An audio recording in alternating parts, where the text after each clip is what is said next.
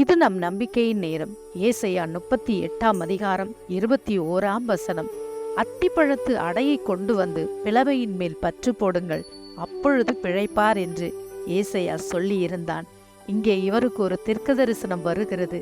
இங்கே எசேக்கியா ராஜா ஒரு மரணத்துக்கு ஏதுவான ஒரு வியாதி ஒரு சரீரத்தை பற்றி பிடித்தது. எசேக்கியாவுக்கு வந்த அந்த வியாதி அவனை முற்றிலுமாய் வேதனைக்குள்ளாய் நடத்தினது. இப்பொழுதுதான் இங்கே ஒரு சுகத்தை கர்த்தர் அவனுக்கு கட்டளையிடுகிறார். நீங்களும் கூட எத்தனையோ வியாதிகளின் நிமித்தம் மரணத்துக்கு ஏதுவான வியாதி கூட உன் சரீரத்தில் இருக்கலாம். அப்பொழுது அத்திப்பழ அடையை போட சொன்னவர்கள் இப்பொழுது நீயும் கூட இயேசு கிறிஸ்துவின் இரத்தத்தினாலே சுகமாக முடியும். இயேசு கிறிஸ்து உங்களுக்காக இரத்தம் சிந்தியிருக்கிறார். உங்கள் கொடிய வியாதிகள், மரணத்துக்கு ஏதுவான வியாதிகள், சூனிய கட்டுகள் எல்லாவற்றிலும் இருந்து விடுதலை கொடுக்கும்படி கர்த்தர் இரத்தம் சிந்தியிருக்கிறார். God bless you.